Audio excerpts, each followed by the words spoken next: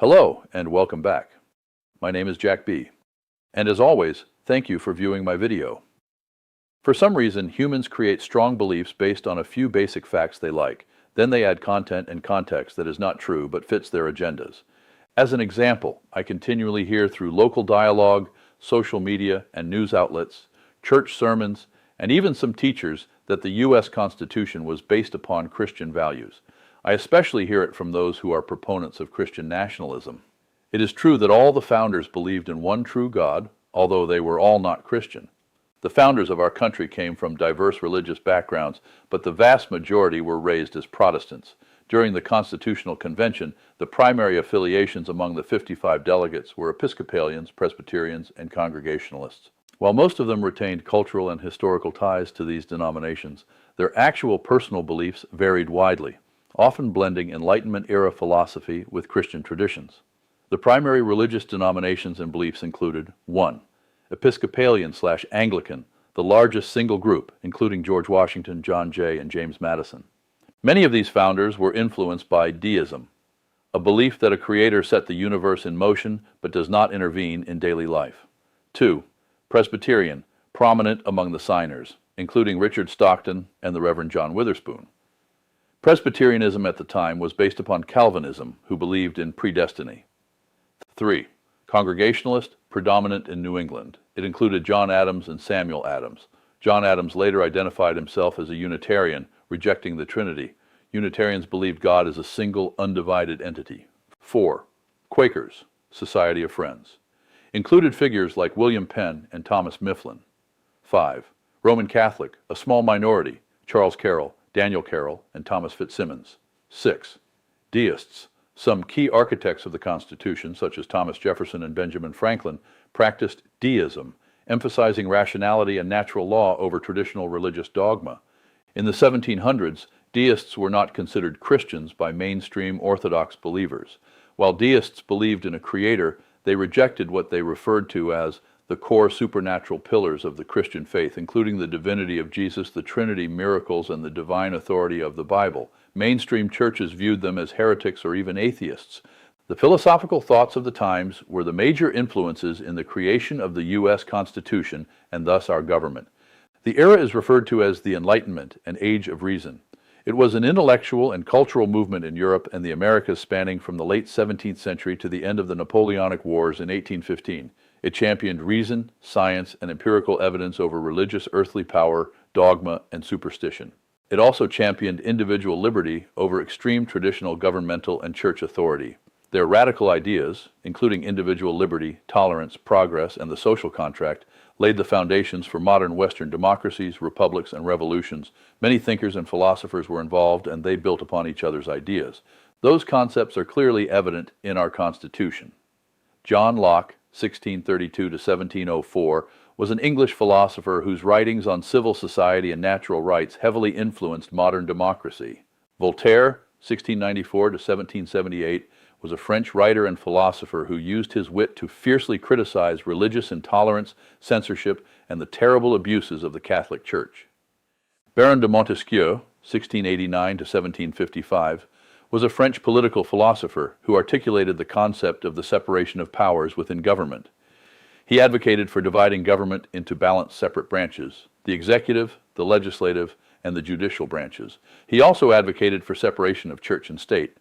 Jean-Jacques Rousseau, 1712 to 1778, was a Swiss-born philosopher whose work, The Social Contract, argued for popular sovereignty and democratic participation. Immanuel Kant, 1724 to 1804, was a German philosopher who defined the era's spirit with his essay answering the question, "What is Enlightenment?" famously urging humanity to dare to know. The American Enlightenment spanned 1714 to the 1820s.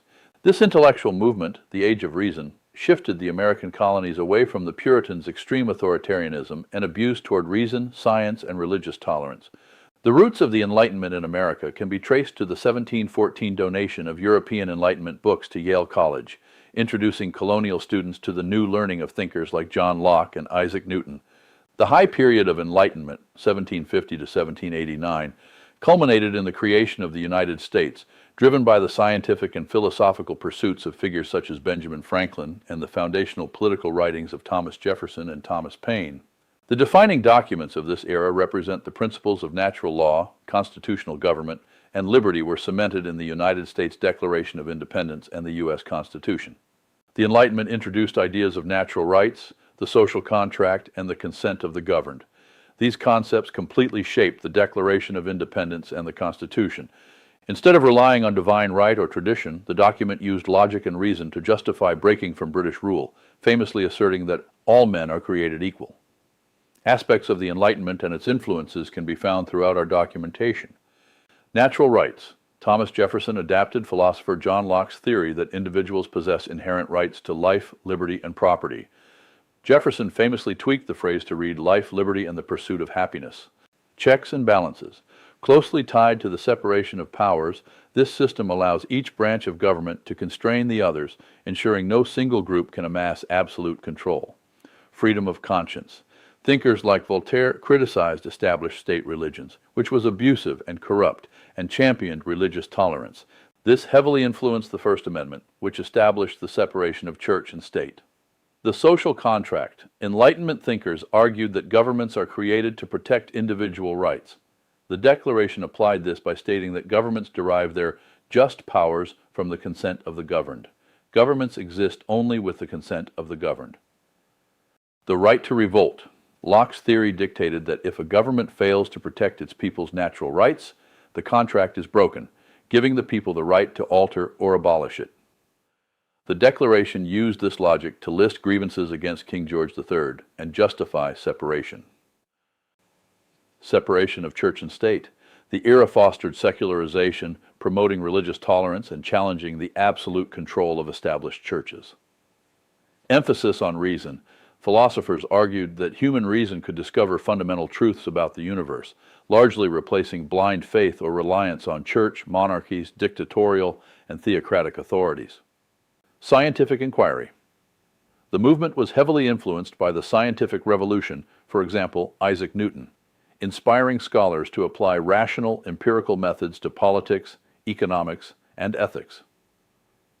The concepts of the Enlightenment challenged the political power of organized churches, but the movement was concerned with religion. Many thinkers were actively religious, some promoted deism, a belief in a creator without religious dogma, and others were fiercely critical of religious superstition. In summary, the Enlightenment directly birthed the ideological foundations for the American Revolution, the Declaration of Independence and U.S. Constitution. It dismantled absolute monarchies, religious rule, and other authoritarian rulers, ignited the separation of the branches of government, as well as the separation of church and state. Finally, I shouldn't be surprised that humans create strong beliefs based on a few basic facts, and then they add content and context that is not true but fits their motives. I don't believe we have provided an adequate education for our children. In fact, I believe we have done an educational disservice to them. We have not taught them to think. It is apparent to me that we have allowed the education of our children to be diluted and polluted to a point that they are not really being properly educated. It's appalling that the average reading level of American high school graduates is at a 6th to 7th grade level. While their diplomas indicate 12th grade completion, national testing shows only about 35% of 12th graders are proficient. In addition, the testing indicates half are below the basic level of reading and comprehension. This means the average graduate might be able to understand literal, straightforward material but does not understand themes, subtext, and are unable to draw inferences. In addition, some of these children go to college, graduate, and teach the new generation of children, and the cycle keeps going. Something is lost each start of the cycle. It would be beneficial to our children and thus our future if our educational system focused on thinking, reading, writing, arithmetic, civics, and government history and geography. Well, these are my thoughts for today. And again, whether you agree or disagree, please verify the information presented. Thank you. And until next time, take care and be safe. Me na do it. Ooh.